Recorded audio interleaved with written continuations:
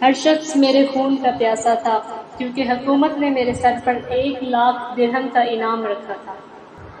اسی وجہ سے میں لوگوں سے چھپتا چھپاتا 8 دن تک ادھر ادھر بھٹکتا رہا کہ ایک دن میں دریائے دجلہ عبور کر رہا تھا کہ ایک گھوڑے پر سوار فوجی افسر نے مجھے دیکھ لیا اور مجھے دیکھتے ہی چلایا، یہ رہا مامون الرشید کا اشتہاری مجرم، دیکھنا نکل نہ جائے۔ پھر وہ گھوڑے سے اتر کر مجھ سے لپٹ گیا کہ میں نے اس کو زور سے دھکا دیا کہ وہ ایک گھڑے میں جا گیا۔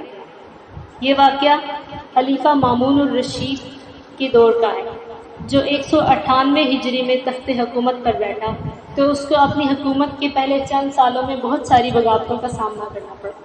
مامون نے تمام باغیوں کا بڑا بہادری سے مقابلہ کیا اور ایک کے بعد دیگرے تمام بغاوتوں پر قابو پا لیا۔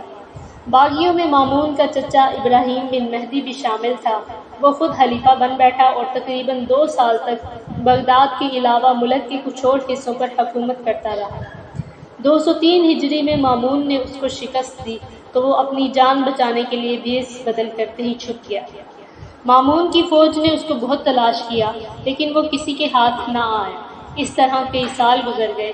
آخر مامون نے اعلان کیا کہ جو شخص ابراہیم کو پکڑ کر لائے گا اس کو 1,00,000 درہم کا انعام دیا جائے گا۔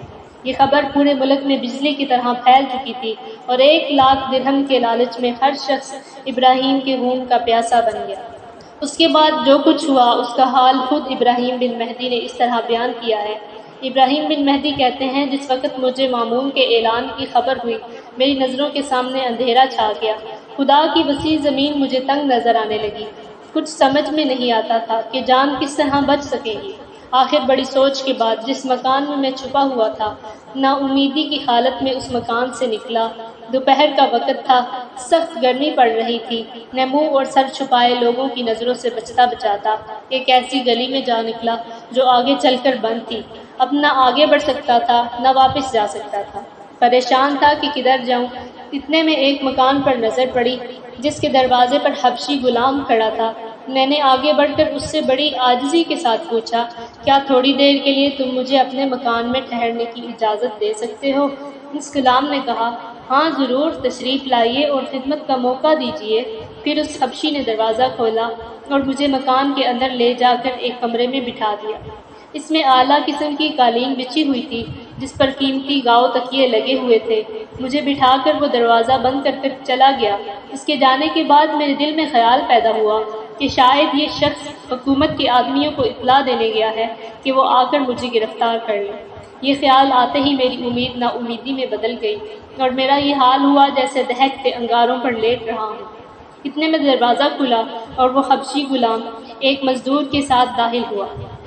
مزدور کے سر پر کھانے پینے کا بہت سامان تھا، روٹیاں، کچا گوشت، ایک نئی دیگچی اور ایک نئی سراہی اور 2 کورے پیالے۔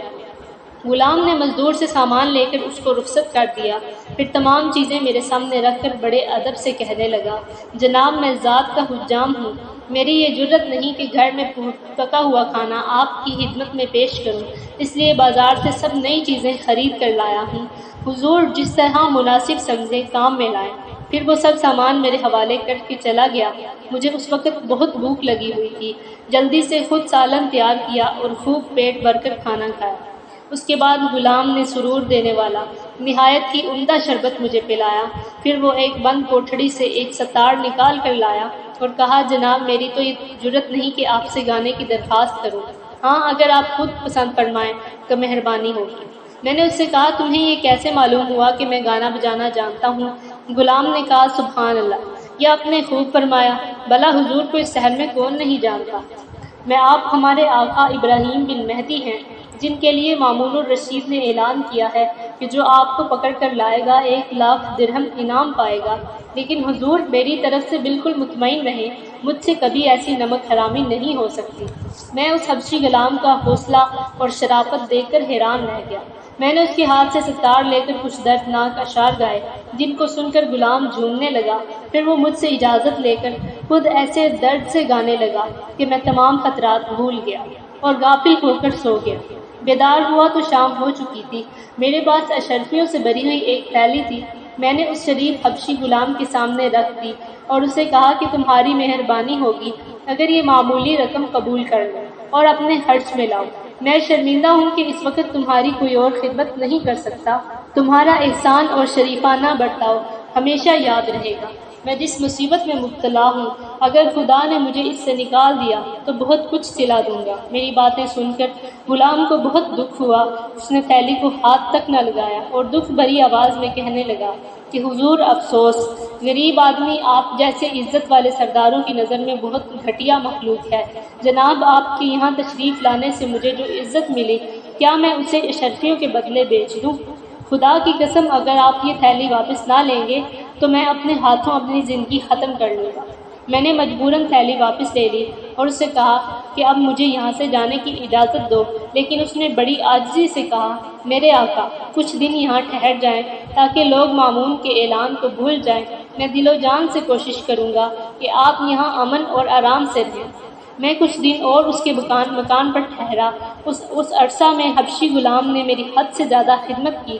پھر اس خیال سے کہ اس شریف آدمی کو میری وجہ سے بہت زیادہ خرچ کرنا پڑ رہا ہے، ایک دن بھیس بدل کر چپکے سے اس کے گھر سے نکل گیا۔ 8 دن تک ادھر ادھر بھٹکتا رہا۔ ایک دن دریائے دجلہ کے پل کو عبور کرنا چاہتا تھا کہ گھوڑے پر سوار ایک فوجی افسر نے مجھے دیکھ لیا۔ یہ میری ملازمت میں رہ چکا تھا اور مجھے اچھی طرح پہچانتا تھا۔ دیکھتے ہی چلایا، یہ رہا مامون الرشید کا اشتہاری مجرم، دیکھنا نکل نہ جائے۔ پھر وہ گھوڑے سے اتر کر مجھ سے لپٹ گیا۔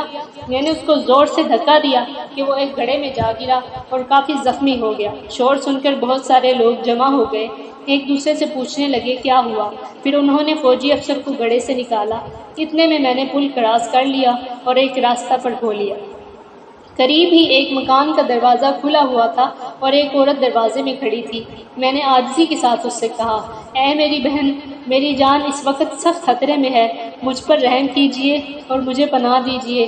اس نیک دل خاتون نے کہا، آپ بڑی خوشی سے میرے مکان میں ٹھہر سکتے ہیں۔ میں اندر داخل ہوا۔ آگے آگے وہ خاتون تھی۔ اس نے مجھے ایک بالا خانہ پر پہنچا کر میرے لیے بستر بچھا دیا اور کھانا لائی۔ پھر مجھ سے کہا کہ آپ نے مجھے بہن کہا ہے، اس لیے اپنے دل سے ہر قسم کا خوف نکال دیجیے، یہاں کسی کو آپ کا پتہ نہیں چل سکتا۔ اتنے میں باہر سے دروازہ کھٹکا، جیسے کوئی گھبرا کر جلدی سے دروازہ کھول رہا ہو۔ اس خاتون نے خود جا کر دروازہ کھولا۔ میں نے کھڑکی سے جھانک کر دیکھا تو وہی زخمی افسر تھا جس سے میں نے دھکا دے کر گڑھے میں گرا دیا تھا۔ اس کے سر پر پٹی بندھی ہوئی تھی اور کپڑوں پر خون لگا ہوا تھا۔ یہ دیکھ کر میرا خون تو خشک ہو گیا کہ اب میری جان بچنا بہت مشکل ہے۔ خاتون نے اپنے شوہر سے پوچھا، یہ آپ کو کیا ہوا ہے؟ اس نے کہا، آج بہت بڑا شکار ہاتھ میں آیا تھا مگر افسوس میں اسے پکڑنے میں کامیاب نہ ہو سکا۔ پھر اس نے سارا قصہ سنایا۔ خاتون نے فوراً ریشم کا کپڑا جلا کر اس کی راکھ زخم میں بری اور پھر زخم پر پٹی باندھی، خون سے بھرے ہوئے کپڑے تبدیل کروائے، فوراً ایک نرم بستر بچھا دیا تاکہ شوہر آرام سے سو جائے۔ جب وہ فوجی افسر اس خاتون کا شوہر گہری نیند سو گیا کہ خاتون میرے پاس آئی اور کہنے لگی، معلوم ہوتا ہے کہ آپ وہی شخص ہیں جن کو پکڑنے کی کوشش میں میرا خامد زخمی ہو گیا۔ میں نے کہا، ہاں بہن، وہ بد نصیب میں ہی ہوں۔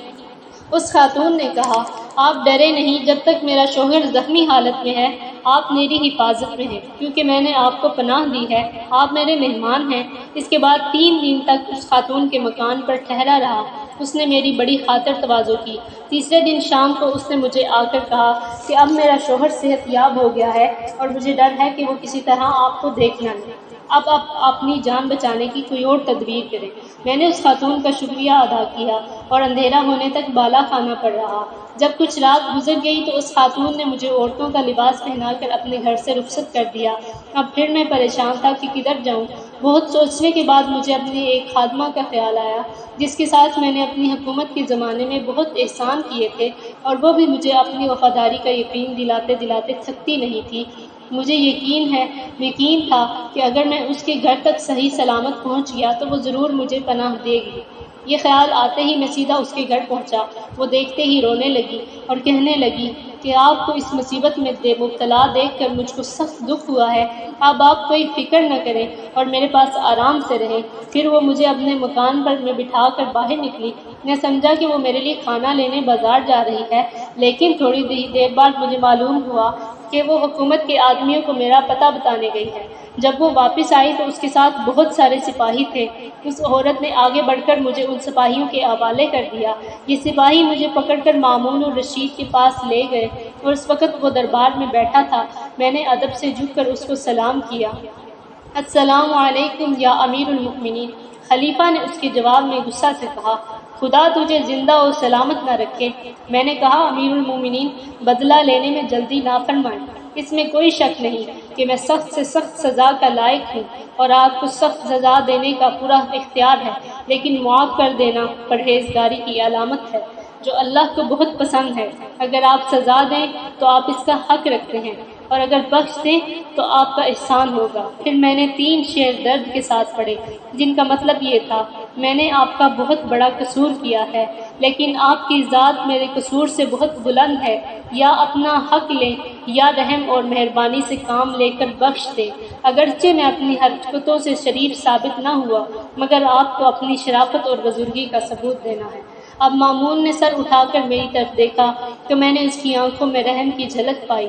اب میں نے 2 شعر اور پڑھے، جن کا مطلب یہ تھا، میں نے بہت بڑا قصور کیا ہے، لیکن آپ کی شان یہی ہے میرا قصور معاف فرمائیں، یہ آپ کا احسان ہوگا، اور اگر سزا دیں تو یہ بھی بالکل انصاف ہوگا۔ یہ اشعار سن کر مامون کو مجھ پر ترس آ گیا۔ اس نے اپنے بیٹے، بھائی اور دربار کے دوسرے امیروں سے ان کی رائے پوچھی تو سب نے میرے قتل کا مشورہ دیا، لیکن وزیر اعظم احمد بن ابی خالد نے مجھے معاف کرنے کی رائے دی۔ مامون نے اس کا مشورہ قبول کر لیا اور اپنا سر جھکا کر یہ شعر پڑھا، میرے بھائی امین کو میری قوم نے قتل کیا، اب اگر میں ان پر تیر چلاؤں تو یہ تیر مجھ ہی کو لگے گا۔ مطلب یہ ہے کہ اپنے کسی عزیز کو ہلاک کرنا ایسا ہی ہے جیسے اپنے آپ کو ہلاک کرنا۔ میں نے فوراً اپنے چہرے سے نقاب الٹ دیا اور بلند آواز میں، اللہ اکبر، خدا کی قسم، امیر المؤمنین نے مجھے بخش دیا۔ اس پر مامون سجدے میں گر پڑا اور بڑی دیر تک سجدے میں پڑا رہا، پھر سر اٹھا کر مجھ سے پوچھا، چچا جان، آپ کو علم ہے کہ میں نے سجدہ کیوں کیا؟ میں نے کہا، شاید اس بات پر کہ خدا نے آپ کو دشمن پر قابو دیا۔ مامون نے کہا، نہیں، بلکہ اس بات پر کہ خدا نے مجھے معاف کرنے کی توفیق دی ہے۔ مامون نے پھر کہا، اچھا چچا جان، اب بتائیے کہ اتنا عرصہ آپ پر کیا گزری، کہاں چھپے رہے، کہاں اور کیسے گرفتار ہوئے؟ میں نے اپنی تمام مصیبتوں کا حال شروع سے آخر تک بیان کیا۔ خلیفہ مامون نے یہ سن کر حبشی غلام حجام، فوجی افسر، اس کی بیوی اور مجھے گرفتار کروانے والی خادمہ کو طلب کیا۔ جب وہ حاضر ہو گئے تو مامون نے حجام کی شرافت کی بہت تعریف کی اور اس کا 1000 دینار سالانہ وظیفہ مقرر کیا۔ اس کے علاوہ بھی اس کو بہت کچھ انعام دیا۔ فوجی افسر کو اس کے عہدے سے ہٹا دیا کیونکہ اس نے اپنے پرانے آقا کا لحاظ نہ کیا۔ البتہ اس کی بیوی کو بہت بھاری انعام دیا۔